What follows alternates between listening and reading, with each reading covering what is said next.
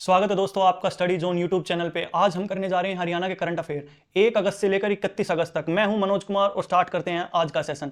सबसे पहला क्वेश्चन है कि जो पद्म पुरस्कार होते हैं, पद्म पुरस्कार कितने तरीके के होते हैं? 3 प्रकार के होते हैं। एक पद्म श्री होता है, एक पद्म विभूषण होता है और एक पद्म भूषण होता है। कितने प्रकार के होते हैं? 3 प्रकार के। तो हरियाणा में एक स्कीम चलाई गई है जिसके तहत, जिसका नाम है हरियाणा गौरव सम्मान। उसके तहत जो पद्म पुरस्कार जीत के आएंगे उनको प्रति माह कितनी राशि दी जाएगी? प्रत्येक मंथ। तो प्रत्येक मंथ कितनी राशि दी जाएगी उनको? 10,000। इस स्कीम के तहत आप इसमें पढ़ सकते हो कि स्कीम में क्या क्या दिया है। उनको पर मंथ कितना दिया जाएगा? 10,000 रुपए। अब हम बात करें 2023 की, तो 2023 में 2 लोगों को पद्म पुरस्कार मिले थे। क्या मिले थे? पद्म श्री मिले थे। किन किन को? एक तो थे बक्सी राम, जिनको साइंस के लिए मिला था। साइंस में इन्होंने क्या किया था? ये एग्रो साइंटिस्ट है। एग्रो साइंटिस्ट मतलब इन्होंने एग्रीकल्चर के फील्ड में कुछ डेवलपमेंट किया था। जो कि किया था इन्होंने शुगर केन है ना, जो गन्ना होता है, गन्ने की एक वैरायटी बनाई थी, जिस वैरायटी का नाम था CO0238। आप इसको याद कर लेना क्योंकि ये क्वेश्चन में डायरेक्ट पूछा जा सकता है कि CO0238 ये किस चीज की वैरायटी है? शुगर केन की है, व्हीट की है, गेहूं की, किस चीज की है? ये पूछा जा सकता है। और दूसरा पद्म श्री मिला था, वो मिला था डॉक्टर सुकमा आचार्य को। किसको? डॉक्टर सुकमा आचार्य को। इन्होंने क्या किया था? इन्होंने एजुकेशन के फील्ड में, सामाजिक कार्यों के फील्ड में बहुत काम किया था, जिसके लिए इनको पद्म श्री से नवाजा गया था 2023 के लिए। अब बात कर लेते हैं 2022 में किन किन को पद्म श्री मिला था। 2022 की अगर बात करें तो नीरज चोपड़ा को मिला था। इनको क्यों मिला था? क्योंकि इन्होंने टोक्यो ओलंपिक जो हुए थे, टोक्यो ओलंपिक में क्या लिया था? Gold medal. किसमें? जेवलिंग थ्रो में। और ये कहां के रहने वाले? पानीपत के।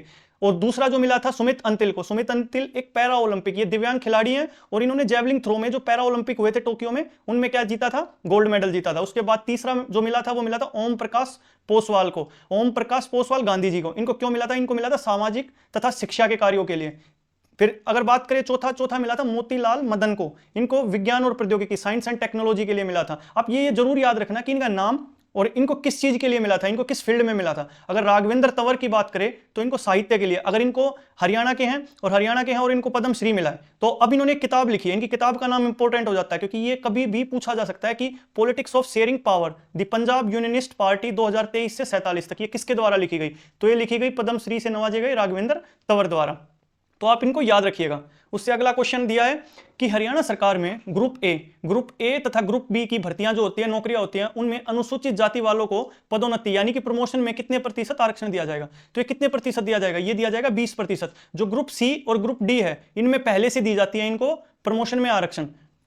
जैसा कि ये मुख्यमंत्री ने बताया कि 20% आरक्षण दिया जाएगा, सी और डी में पहले से दिया जाता है। ये एससी के बारे में, अनुसूचित जाति के बारे में बात हो रही है।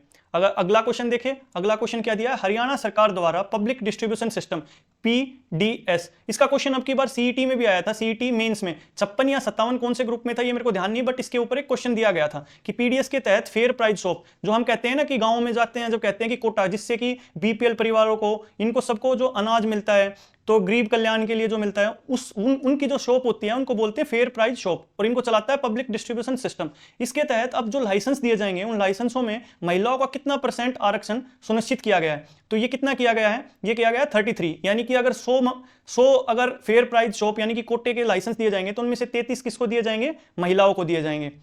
और अगर इसी में एक बात और आती है कि अब की बार जो ये कमीशन दिया जाता था, पहले ये कमीशन दिया जाता था 1.5 रुपीज, 1.5 रुपए यानी कि 1.5 रुपए दिया जाता था प्रति किलो।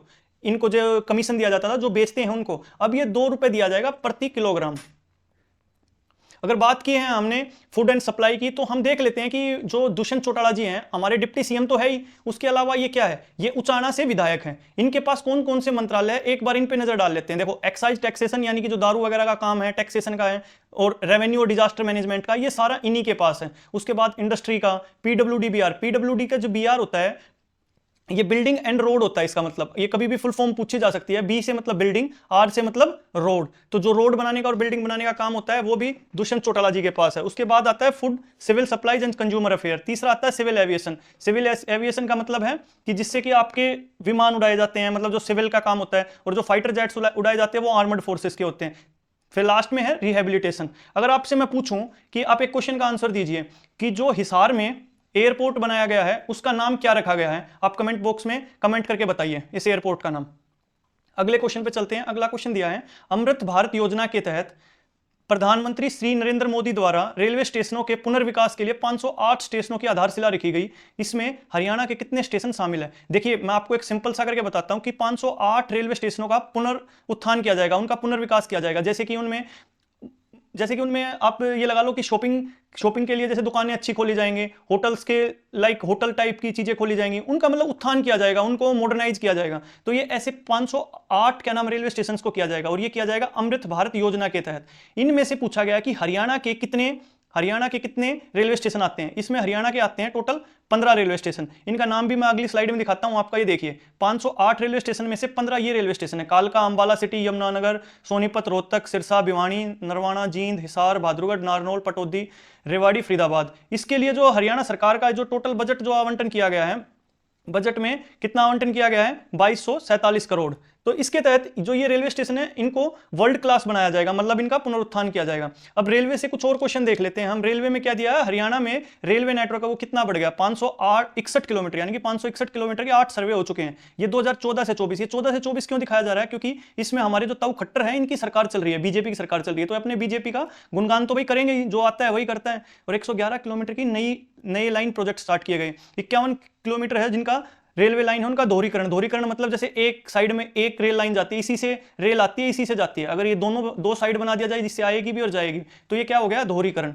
तो इसके अलावा क्या है, 377 किलोमीटर रूट का विद्युतीकरण किया गया है, 240 किलोमीटर पर काम जारी है। आपको एक बात बता दूं कि इंडिया में पहला स्टेट है हरियाणा जिसमें रेलवे का 100% इलेक्ट्रिफिकेशन यानी कि विद्युतीकरण हो चुका है। उसके बाद देखते हैं हरियाणा में निवेश बढ़ रहा है रेलवे नेटवर्क का। देखिए 2 टाइप के ब्रिजेस होते हैं। ये क्या, रेल नीचे से जा रही है, क्या बोला जाएगा इसको, रोड ओवर ब्रिज, यानी कि रोड क्या है, ब्रिज के ऊपर से चल रहे हैं। अगर ये वाला देखो, रोड कहां से जा रहा है, ये ब्रिज हो गया, इसके ऊपर से रेल जा रही है। यहां से अगर नीचे से जाएगा मतलब रोड जाएगा तो इसको क्या कहेगा, रोड अंडर ब्रिज। क्या बोला जाएगा, रोड अंडर ब्रिज। तो जो पहले 9 से 14 में कुल 26 बनाए गए थे, अभी 14 से 23 तक 139 रोड अंडर ब्रिज बनाए जा चुके हैं। तो ये बस ये दिखा रहे हैं कि हमने इतना काम किया है, कि रेलवे के लिए हमने इतना डेवलपमेंट किया है, वो दिखाया जा रहा है। इसका आपको नंबर से याद करने की कोई खासी जरूरत नहीं है, बस मैंने वैसे आपको दिखा दिया।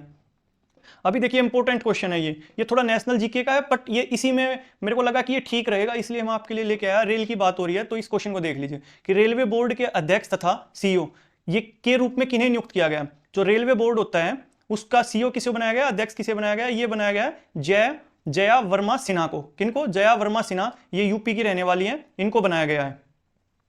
उससे अगला क्वेश्चन आता है रेलवे प्रोटेक्शन फोर्स यानी कि आरपीएफ, जो कि रेलवे होती है, रेलवे की अपनी पुलिस होती है खुद की, उनकी प्रोटेक्शन के लिए होती है, रेलवे की प्रोटेक्शन के लिए, यात्रियों की प्रोटेक्शन के लिए, सिक्योरिटी के लिए। उसका महानिदेशक यानी कि डीजी, डायरेक्टर जनरल के रूप में किन्हें नियुक्त किया गया। ये क्वेश्चन क्यों इंपॉर्टेंट वो बताता हूं। ये बनाया गया मनोज कुमार यादव को। मनोज कुमार यादव आईपीएस ऑफिसर है हरियाणा कैडर के, और इनको अब बनाया गया है रेलवे प्रोटेक्शन फोर्स के डीजी बना दिया गया है।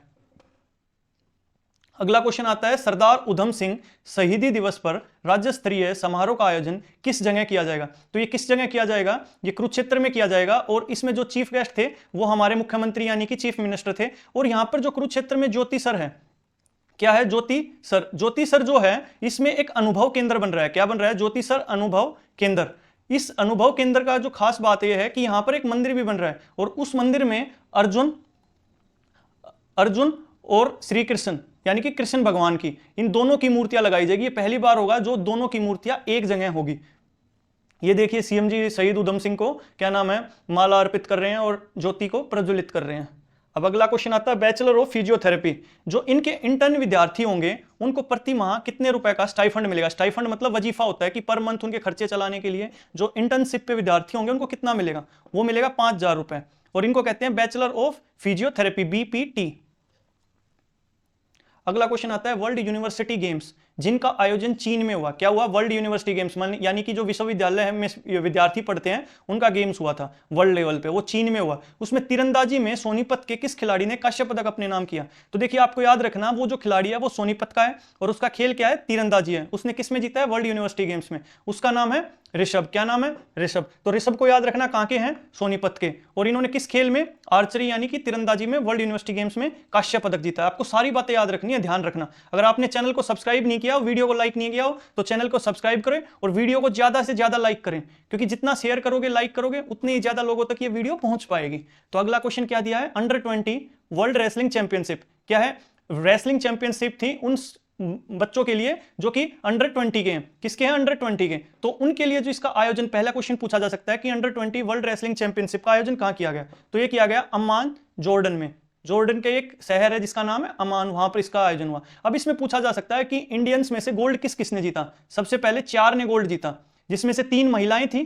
क्या थी? 3 महिलाएं थी और एक लड़का था। लड़का ये जो मोहित कुमार है, इसने जीता 61 किलोग्राम में गोल्ड। और ये कहां का रहने वाला है? ये है झज्जर का।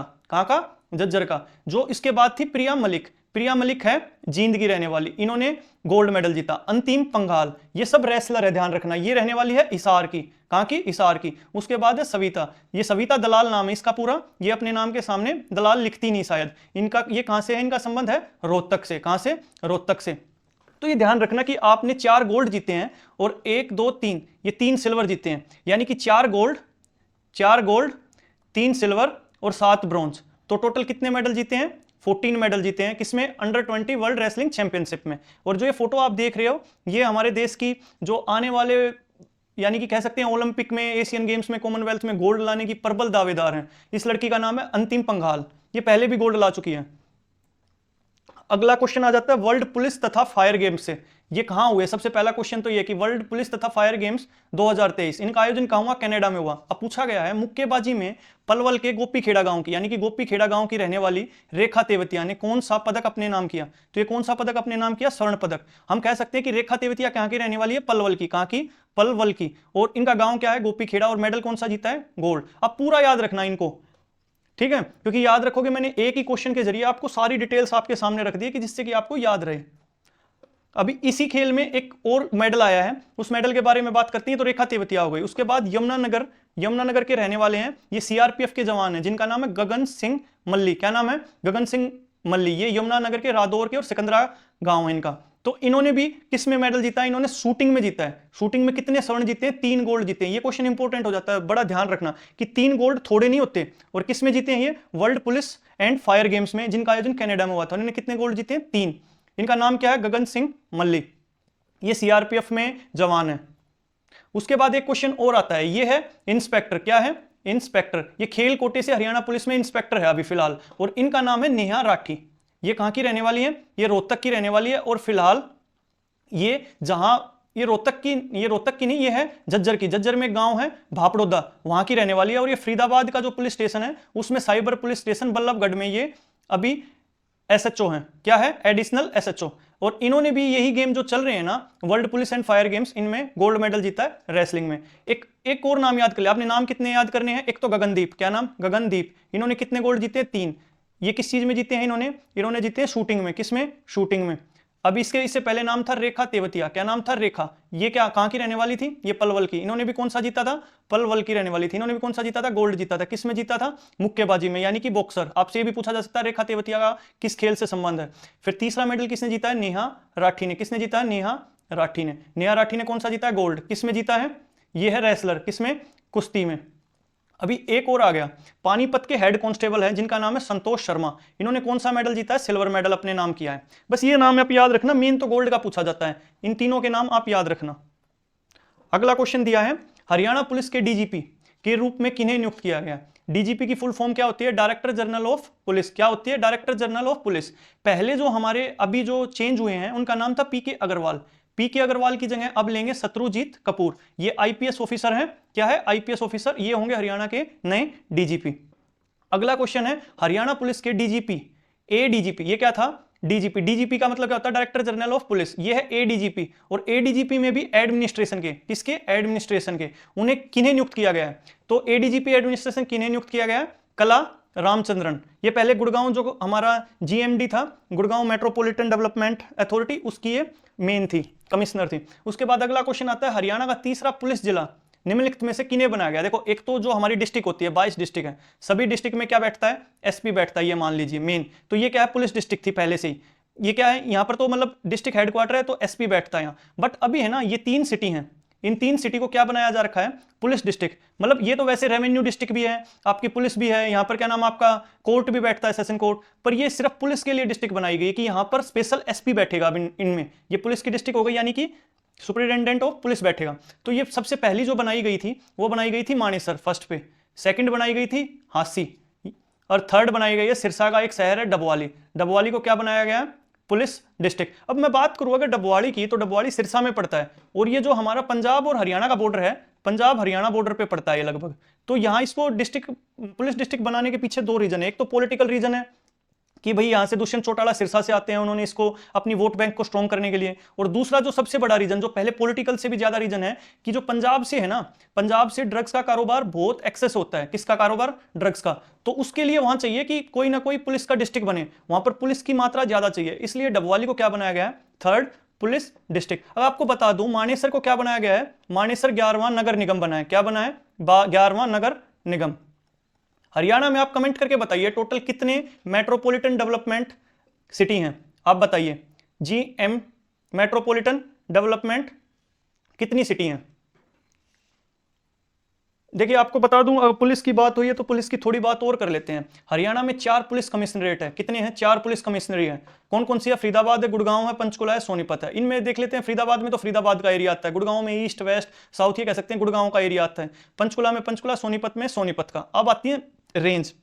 तो रेंज कितनी है? तो हरियाणा में टोटल 5 रेंज है। पहली रेंज अंबाड़ा। अंबाड़ा में कौन कौन से डिस्ट्रिक्ट आते हैं ये पूछा जा सकता है, क्वेश्चन में पूछा गया भी है। एचएसएससी के लगभग सभी एग्जाम्स में पूछा जाता है कि ऐसे दे देंगे यमुनानगर, तो यमुनानगर किस इनमें से कोई भी 4 रेंज उठा के दे देंगे, किस रेंज में पड़ता है? यमुनानगर, कुरुक्षेत्र और अंबाला, ये किस में आता है? अंबाड़ा में। हिसार में हिसार, हासी, फतेहाबाद, सिरसा और जींद आता है। करनाल में कौन सा आता है? करनाल, पानीपत, कैथल आता है। रोहतक में रोहतक, झज्जर, भिवानी, चरखी दादरी। और साउथ रेंज में कौन सा आता है? साउथ का दक्षिणी पार्ट। दक्षिणी पार्ट में कौन सा? रेवाड़ी, पलवल, महेंद्रगढ़, नूंह। इसमें गुड़गांव और क्या नाम है जो फरीदाबाद है वो दोनों खुद से कमिश्नरेट है, तो इसमें नहीं आते वो। अगला क्वेश्चन दिया है मुख्यमंत्री कार्यालय में मुख्यमंत्री के लिए ओएसडी मोटिवेशन। ओएसडी का मतलब क्या होता है? Officer on special duty. ये इनको रिपोर्ट करता है मुख्यमंत्री को, और मुख्यमंत्री के कार्य में मुख्यमंत्री की हेल्प करता है। तो मोटिवेशन के लिए किन्हें नियुक्त किया गया है? तो ये नियुक्त किया गया है अनीता कुंडू। इसको ये स्पेशल है, एक स्पेशल टाइप का ओएसडी है जिनको नियुक्त किया गया है अनीता कुंडू को। और अभी अभी है ना जो हमारे मुख्यमंत्री हैं, इनके लिए एक और को भी नियुक्त किया गया है। एक अपने आईएएस ऑफिसर थे, रिटायर्ड ऑफिसर, आईएएस ऑफिसर, जिनका नाम है राजेश खुल्लर। क्या नाम है? राजेश खुल्लर। जो राजेश खुल्लर साहब हैं, ये आईएएस ऑफिसर हैं, इनको मुख्यमंत्री के लिए चीफ, आप बहुत ध्यान से याद कर लेना, चीफ प्रिंसिपल सेक्रेटरी नियुक्त किया गया, सेक्रेटरी टू चीफ मिनिस्टर। किनको? राजेश खुल्लर को। और जो अनीता कुंडू, इनको तो जानते ही हो आप, ये पर्वतारोही है। क्या है?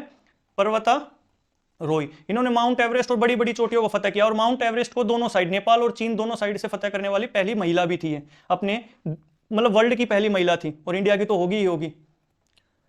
अब अगला क्वेश्चन है कैटोप्रोफेन, एसिक्लोफेनॉक, एसिक्लेफेनॉक और कैटोप्रोफेन, ये 2 दवाइयां हैं। ये क्या है? 2 पेन किलर। क्या है? Pain killer. अभी होता क्या था, आपको एक सिंपल सी चीज बताता हूं। ये थे पेन किलर, इनको पशुओं के लिए यूज किया जाता था। अब कोई पशु है, उसको ये पेन किलर दिया गया, और इस पशु की मान लो किसी रीजन से इसमें किनकी मतलब हेल्थ खराब थी, पेन किलर दिया गया और इनकी डेथ हो रखी है। और डेथ होने के बाद इसके जो ट्रेसिस हैं इन दवाइयों के, वो इसमें मिलते थे। उसके बाद जैसे जो जंगल मतलब कहने का मतलब है कि जो मांसाखोर, जो मांस खाने वाले पक्षी थे, जैसे कि गिद्ध, क्या गिद्ध, चील, ये अगर जो वल्चर होते हैं वो अगर इसको खाते हैं, तो जो ये गिद्ध और चील थे ना, ये बीमार पड़ जाते थे और इनकी सेहत को खराबियां होती थी और ये मरने की कगार पे आ जाते थे। और जो गिद्ध हैं ये मतलब इनकी जो जनसंख्या वो बहुत कम हो रखी है, इसलिए इनको बचाने के लिए इनका दुष्प्रभाव होता था इन दोनों दवाइयों का, तो इसलिए इन पर प्रतिबंध लगा दिया गया। तो आंसर क्या होगा? सी, 1 और 2। और अब अगर बात हुई है कि मतलब पक्षियों की बात हुई है या जो भी वन्यजीव अभ्यारण्यों की बात हुई है, तो हम बात कर लेते हैं। हरियाणा में टोटल 2 क्या है? राष्ट्रीय उद्यान यानी कि नेशनल पार्क है। कौन कौन से? सुल्तानपुर गुड़गांव में, जो गुड़गांव के पास फर्रुखनगर है, फर्रुखनगर के पास है सुल्तानपुर नाम की जगह, वहां पर है। कलेसर कहां पर है? यमुनानगर में। अब बात करते हैं टोटल 8 अपने पास क्या है? वन्यजीव अभ्यारण्य है, जिसमें सबसे पहला नाम आता है कलेसर का। ये कहां पर है? यमुनानगर में। बीर शिकारगढ़ वन्यजीव अभ्यारण्य, ये कहां है? पंचकुला में। पंचकुला में एक और है खोल ही रहतान वन्यजीव अभ्यारण्य। उसके बाद आता है छिलछिला वन्य जीव अभ्यारण्य, ये कहां? कुरुक्षेत्र में। नाहर वन्यजीव कहां पर है? रेवाड़ी में। अबूब शहर कहां पर है? सिरसा में। और भिंडावास और खापड़वास ये दोनों कहां पर है? झज्जर में। और ये है ना, आपको एक बता दूं, भिंडावास और खापड़वास ये दोनों क्या है? रामस्थल है। क्या है? रामसर साइट्स हैं। क्या है? रामसर साइट्स हैं। ये क्या है? रामसर साइट्स हैं। और उसके बाद अब आपसे पूछा जाता है कि जो सबसे छोटा वन्यजीव अभ्यारण्य है वो कौन सा है? तो वो है छिलछिला। तो क्या मैं यहां निशान लगा देता हूं, ये सबसे स्मॉलेस्ट है। क्या है? स्मॉलेस्ट, छिलछिला जो कि कुरुक्षेत्र में। और जो खोली रहतान पंचकुला में है, ये क्या है? लार्जेस्ट है। ये क्या है, लार्जेस्ट है।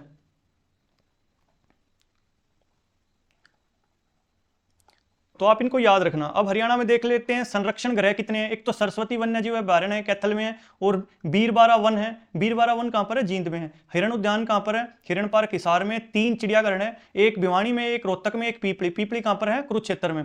कुरुक्षेत्र में। अब हमारे प्रजनन केंद्र है, मतलब यहां पर हमने क्या कर रखा है कि ऐसे जानवर या ऐसे क्या नाम है पक्षी जिनका क्या नाम है विलुप्त होने की कगार पर है, तो उनके लिए हमने एक प्रजनन केंद्र बना दिया जहां पर उनका रिप्रोडक्शन करा जा सके। क्या किया जा सके, रिप्रोडक्शन करके उनकी जनसंख्या को बढ़ाया जा सके। तो ऐसे ही चिंकारा प्रजनन केंद्र कहां पर है, कैरू में। मगरमच्छ का कहां पर है, भोर सैदा में, ये कुरुक्षेत्र में पड़ता है। गिद्ध का कहां है, गिद्ध संरक्षण, ये है पिंजौर में। तीतर का कहां पर है, मोरनी में। मोर और चिंकारा के लिए जो प्रजनन केंद्र है वो कहां पर है, झाबुआ में। अभी देख लो, अगर किसी कावड़ यात्री, जैसे सावन का महीना होता है तो उसमें कावड़ लेने जाते हैं लोग हरिद्वार या ऋषिकेश, वहां से आते समय कुछ लोगों की मृत्यु हो जाती है, जैसे एक्सीडेंट हो गया या कुछ भी मिसहैपनिंग हो जाती है। अगर ऐसा किसी भी कावड़िया के साथ होता है तो हरियाणा गवर्नमेंट उसको और उसके आश्रित जो बचेंगे पीछे उनको एक मुआवजा देती है, एक छोटी सी धनराशि देती है। तो वो धनराशि कितनी होगी, तो वो 2 लाख रुपए सरकार उनको सहायता करेगी। अब अगला क्वेश्चन है, महिला बाल विकास मंत्रालय हरियाणा सरकार द्वारा स्तनपान यानी कि ब्रेस्ट फीडिंग, बच्चों को दूध पिलाने का सप्ताह का आयोजन कब हुआ। तो ये सप्ताह कब आता है, 1 से 7 अगस्त के बीच में। 1 से 7 अगस्त को क्या मनाया गया, स्तनपान सप्ताह। ये क्यों मनाया जाता है कि लोगों में अवेयरनेस बढ़ाना, ये मेन रीजन है कि भाई अगर लोगों में ज्यादा अवेयरनेस होगी कि माँ अपने बच्चे को दूध पिलाए, अपनी ब्रेस्ट फीडिंग कराए, तो उससे माँ का जो दूध होता है ना वो सर्वोत्तम होता है। इसके लिए अवेयरनेस बढ़ाने के लिए क्या चलाया गया, बाल विकास मंत्रालय द्वारा स्तनपान सप्ताह चला गया। और जो बाल विकास मंत्री हैं, महिला बाल विकास मंत्री हरियाणा की, वो है कमलेश ढांडा। क्या नाम है, कमलेश ढांडा। और ये कहां से विधायक है अगर मैं पूछूं आपसे, तो ये है कलायत से। कहां से, कलायत से।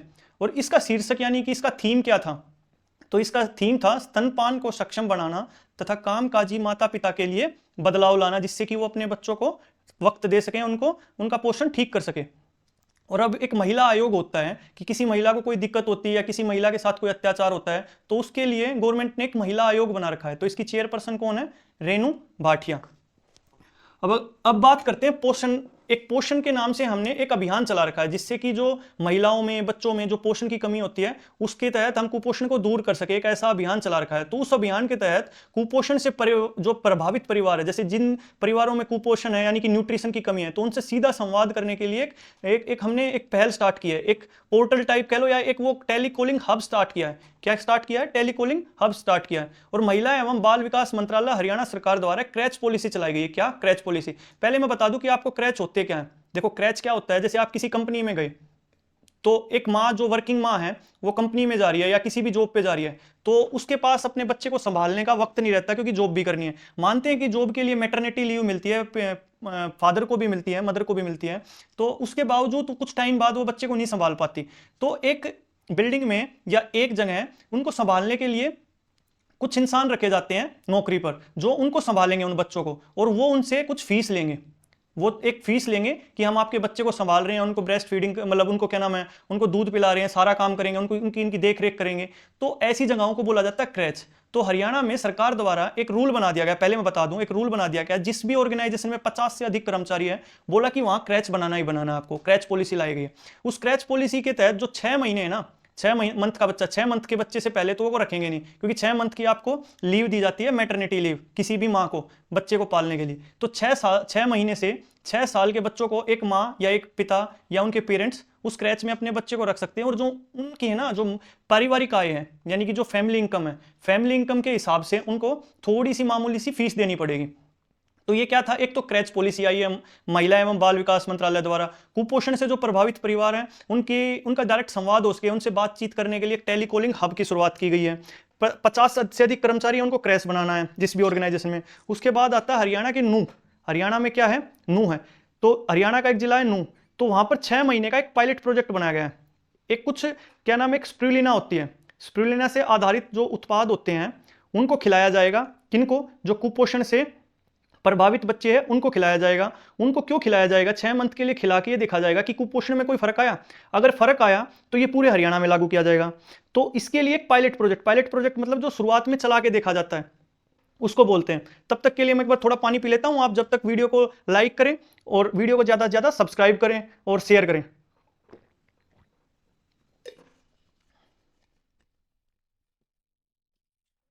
अब अगला क्वेश्चन है, मुख्यमंत्री विवाह शगुन योजना तथा अन्य योजनाओं के तहत न्यूनतम राशि 31,000 से बढ़ाकर कितनी कर दी गई। देखो मैं आपको दिखाता हूं इसमें दिया क्या गया है। देखो पहले जो कोई भी अगर कोई महिला होती थी या जो महिला में किसी के घर में मतलब शादी होती थी तो गवर्नमेंट उनको कन्यादान देती है। तो उस हिसाब से किसको कितना कन्यादान दिया जाता है इस लिस्ट में दिया गया है कि कोई विधवा है, तलाकशुदा है या निराश्रित अनाथ है, निराश्रित बच्चे हैं और उन परिवारों की 1,80,000 से अगर वार्षिक आय उससे कम है तो उन परिवारों को कन्यादान के रूप में 51,000 दिया जाता था। जैसे खिलाड़ी महिला है, कोई भी जाति की हो तो उनको 31,000। अब इस क्वेश्चन में पूछा क्या गया है कि जो न्यूनतम राशि थी वो कितनी दी जाती थी, 31,000 किसी भी उसमें, तो बढ़ाकर कितनी कर दी गई है, तो बढ़ाकर कितनी कर दी गई है 41,000। अब ये 31,000 जहां भी लिखा दिखेगा ना तो इसको 41,000 मानना, क्या मानना 41,000, और जो ऊपर वाली राशि है वो तो वैसे की वैसे चलती रहेगी। अभी नेक्स्ट क्वेश्चन है, पैकिंग प्रोसेसिंग यूनिट तथा कोल्ड स्टोरेज यूनिट के लिए 3,000 करोड़ का लोन निम्नलिखित में से किस देश ने दिया। देखो पैकिंग प्रोसेसिंग, किसी भी फूड को क्या किया जाता है, पैक करने से पहले उसको प्रोसेस किया जाता है।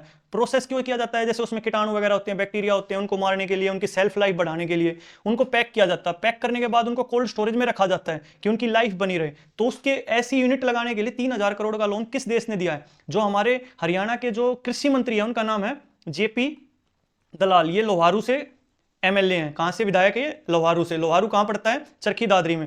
तो ये जापान गए थे, तो जापान से ही ये लोन लेके आए हैं जिसके तहत पैकिंग प्रोसेसिंग यूनिट तथा कोल्ड स्टोरेज यूनिट लगाई जाएगी। और लोन का अमाउंट भी याद रखना 3,000 करोड़, क्योंकि हरियाणा में पूछ लेते हैं। 15 अगस्त के दिन मुख्यमंत्री मनोहर लाल खट्टर ने चिरायु आयुष्मान योजना, देखो चिरायु आयुष्मान योजना है, इसके तहत लाभार्थियों के लिए वार्षिक आय सीमा 1,80,000 से कितना कर दिया है। देखो क्या था, जिसकी आय 1,80,000 से कम थी ना, जिन परिवारों की फैमिली आईडी में, PPP में, परिवार पहचान पत्र में, तो उनको सरकार ने क्या दिया था, आयुष्मान कार्ड दिया था। क्या दिया था, आयुष्मान कार्ड दे दिया था। आयुष्मान कार्ड से होता क्या है कि आप किसी भी प्राइवेट या सरकारी हॉस्पिटल में जाके 5 लाख तक का इलाज फ्री ले सकते हो। तो अब 15 अगस्त को सरकार ने बोला कि भाई ये तो सिर्फ 1,80,000 से कम वालों का था। अब कह रहे कि जिनकी इनकम 1,80,000 से कम थी उनको तो मिलेगा ही, जिनकी इनकम 1,80,000 से 3 लाख तक है उनको सिर्फ 1,500 रुपए देने हैं ईयर में, एक साल में, पर ईयर, यानी कि एक साल में 1,500 रुपए देने हैं। और उनकी एक पॉलिसी कर दी जाएगी 5 लाख तक की, कि 5 लाख तक वो जाके कहीं भी किसी भी सरकारी या प्राइवेट अस्पताल में जाके अपना इलाज फ्री करा सकते हैं 5 लाख तक का। तो कितनी कर दी गई है इनकम, 3 लाख। देखो ये दिखा दिया कि पहले 1,80,000 था, अब 3 लाख तक कर दिया गया है। देखिए यहां देखिए 1,500 रुपया क्या किया गया है, वार्षिक आपसे प्रीमियम लिया जाएगा। अभी ये भी देख लीजिए, आयुष्मान भव्य अभियान चलाया गया, ये चलेगा 1 सितंबर से 31 दिसंबर तक। इसके तहत क्या क्या है, योजना के तहत बनाए जाएंगे 8 लाख नागरिकों के नए स्वास्थ्य कार्ड, यानी कि नए स्वास्थ्य कार्ड बनाए जाएंगे कि किसी को क्या बीमारी है, क्या उनको दिक्कत है। इससे क्या है, स्वास्थ्य विषयों पर हर घर तक पहुंचेंगे स्वास्थ्य कर्मचारी, स्वास्थ्य सफाई व पोषण की देंगे जानकारी। यानी कि मेन है कि हरियाणा के जो भी हरियाणा का नागरिक है उनको क्या दिया जाए, बेटर हेल्थ सर्विस दी जाए। उसके तहत ये काम चलाया जाएगा। आंगनवाड़ी व सरकारी स्कूलों में 18 साल तक के सभी बच्चों की होगी स्वास्थ्य जांच। तो आभा आईडी व आयुष्मान कार्ड भी बनाए जाएंगे। अब इसी के तहत है ना एक और योजना चलाई है हरियाणा ने हेल्थ में, निरोगी हरियाणा योजना। क्या चलाई गई है, निरोगी हरियाणा योजना। इसके तहत कितने वर्षों में प्रत्येक व्यक्ति की संपूर्ण जांच होगी। अब देखो जैसे आप पूरी बॉडी का फुल बॉडी हेल्थ चेकअप कराने जाते हो ना, फुल बॉडी हेल्थ चेकअप में क्या कराते हो आप, फुल बॉडी हेल्थ चेकअप कराते हो आप। तो इसमें क्या कराते हो, आपकी बॉडी में खून कितना है, कोई बीमारी तो नहीं है, LFT लीवर फंक्शन टेस्ट, यानी कि KFT किडनी फंक्शन टेस्ट, आपके CBC करा दिया जाता है, यानी कि ब्लड की प्रोफाइल देखी जाती है, आपको शुगर तो नहीं है। तो ये आपकी क्या होती है, full body checkup, basic checkup होता है ये।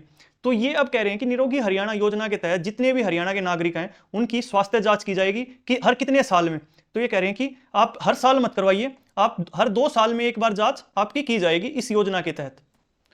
अब अगला क्वेश्चन, हरियाणा उदय प्रोग्राम के तहत ड्रग फ्री, कौन सा प्रोग्राम, एक बार ध्यान दीजिएगा, हरियाणा उदय प्रोग्राम। इसके तहत एक ड्रग फ्री हरियाणा बनाना हमें, क्या कि कोई भी नशा ना करे, ड्रग्स ना ले। उसके तहत एक मेगा साइक्लोथॉन, यानी कि एक जगह से साइकिल लेके कुछ लोग चलेंगे और अवेयरनेस बढ़ाते जाएंगे कि ड्रग्स लेना गलत है और वो ड्रग्स आप ना लो, क्या आपको घाटा है, और ये यहां जाके पूरी हो जाएगी। तो ये कहां जाके समापन क्या हो रहा है इसका, यमुनानगर में। कहां हो रहा है, यमुनानगर में। और ये स्टार्ट कहां से होगी, ये पूछा गया है। ये स्टार्ट होगी करनाल से। कहां से, करनाल से। ये चलेगी 1 सितंबर को, कितने को, 1 सितंबर को। ये एंड होगी 25 सितंबर को।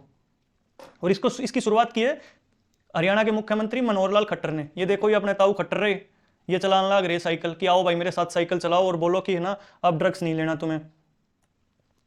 अब हरियाणा सरकार ने बहुत बढ़िया काम किया है। हरियाणा में कितने सरकारी स्कूलों का नाम शहीदों के नाम पर रखा जाएगा? तो अब पूछा क्या गया है, जो सरकारी स्कूल हमारे गाँव में जहां भी शहरों में होते हैं उनमें से कुछ स्कूलों को शहीदों के नाम पर उनका नामकरण किया जाएगा। तो ये कितने स्कूलों का किया जाएगा? ये किया जाएगा 509 स्कूलों का। अब जो स्वतंत्रता दिवस मनाया गया ये कौन से नंबर का था? ये ध्यान रखना है, पूछा जा सकता है। ये 77वें नंबर का था। और इस स्वतंत्रता दिवस पर हरियाणा के कितने पुलिस अधिकारियों को पुलिस पुरस्कार दिए गए? देखो पुलिस पुरस्कार दो टाइप के होते हैं, एक तो राष्ट्रपति, क्या राष्ट्रपति पदक होता है, एक होता है सिंपल पुलिस पदक। तो देखो ये पुलिस पदक दिए गए हैं 10 अधिकारियों को और राष्ट्रपति पदक पुलिस पदक दिए गए हैं 2 को। तो टोटल पूछे गए इसमें पुलिस पुरस्कार पूछे गए तो टोटल हो गए 12। तो आंसर होगा बी। ये देख लीजिए आप, 12 अधिकारियों व जवानों को दिए गए हैं, जिनमें से राष्ट्रपति पुलिस पदक दिए गए हैं 2 को और 10 को अन्य पुलिस अधिकारियों को पुलिस पदक दिए गए हैं।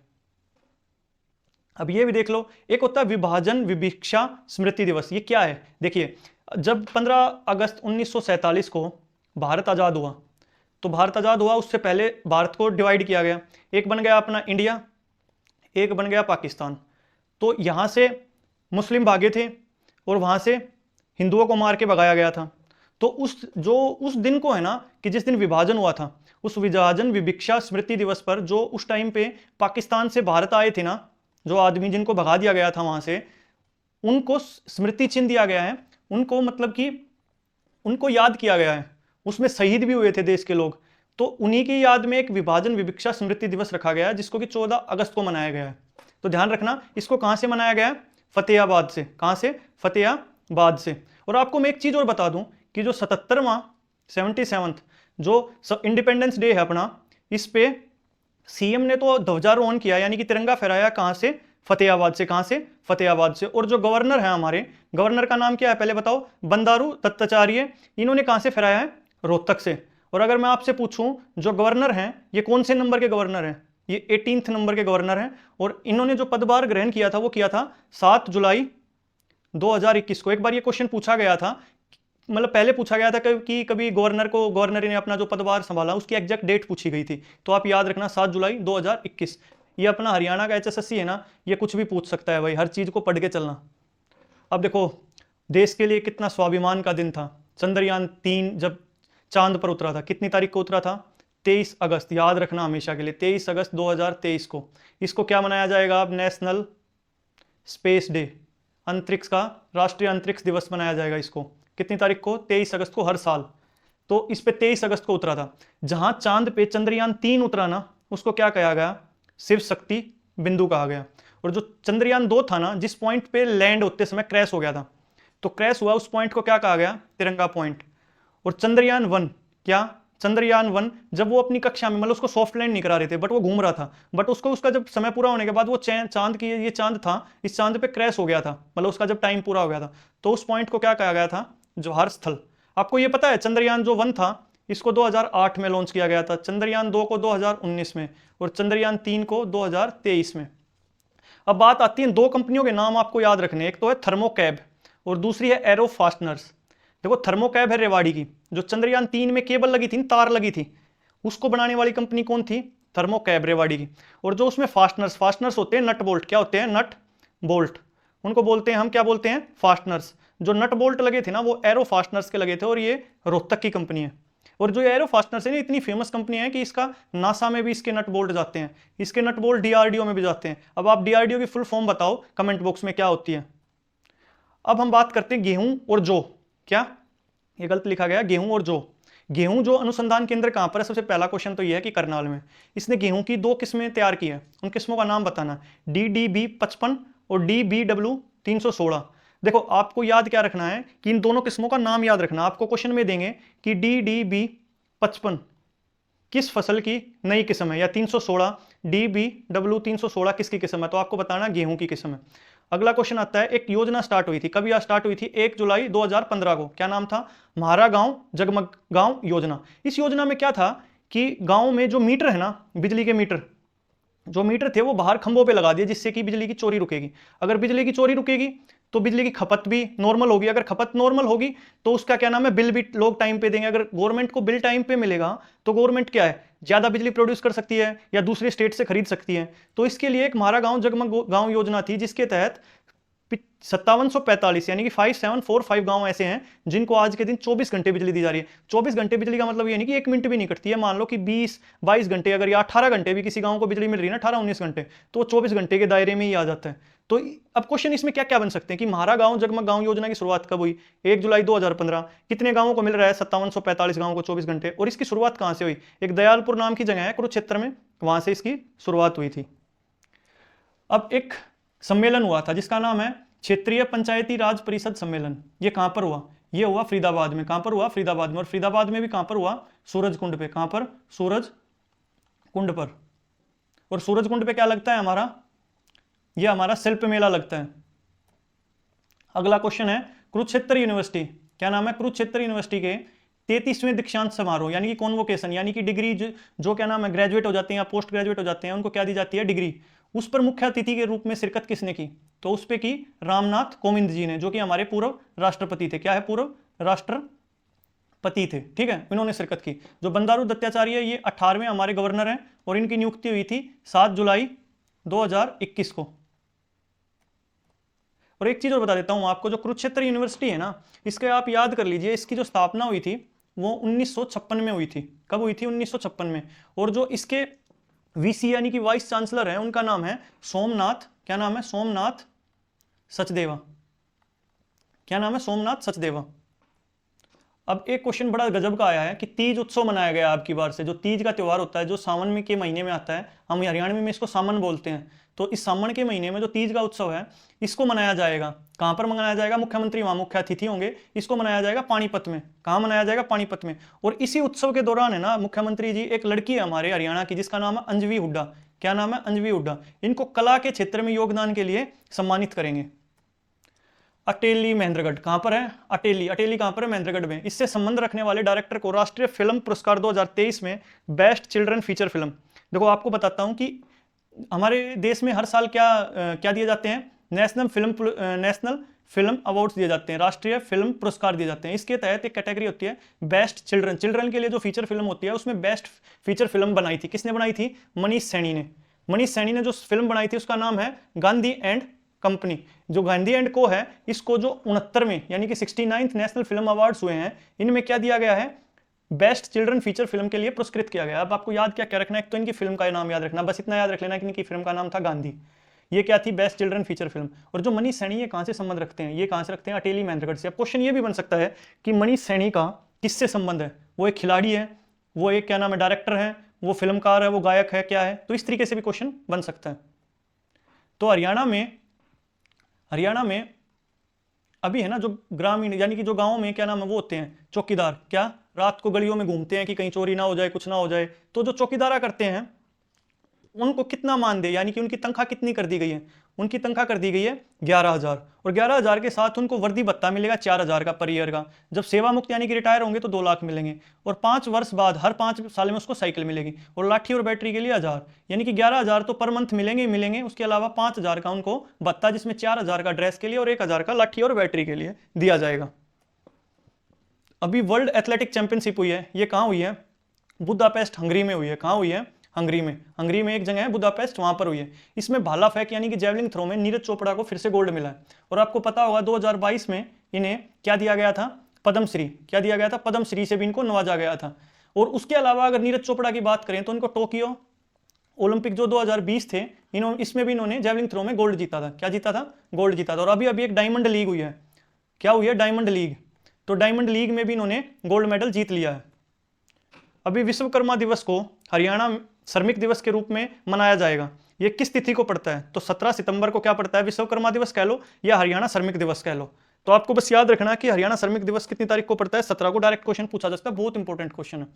अब कुछ क्वेश्चंस देख लेते हैं इस फॉर्मेट में कि जो डायरेक्ट पूछे गए, हमने डायरेक्ट इसको क्वेश्चंस की फॉर्म में नहीं डाला, बट इनको देख लेते हैं। ये एक पत्थर है, ये क्या है? एक पत्थर है जो कि महाभारतीय ग्रेवयार्ड ऑब्जेक्ट है। क्या है? महाभारत काल में ग्रेवयार्ड ऑब्जेक्ट्स होते थे, वो ये मिले हमें। और यहाँ से एक पत्थर भी मिला है। तो ये कहाँ से मिला है? फतेहाबाद में एक जगह है भूना, उसके पास एक गांव भट्टू।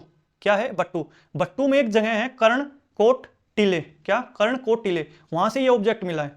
तो आपको बस याद ये रखना है कि ये ऑब्जेक्ट जो ग्रेवयार्ड ऑब्जेक्ट मिले हैं महाभारत काल के, वो कहाँ से मिले, या फिर ये पूछा जा सकता है कर्णकोट टिला किस जिले में, भूना भट्टू किस जिले में, तो ये क्वेश्चन पूछे जा सकते हैं, आप ध्यान रखना।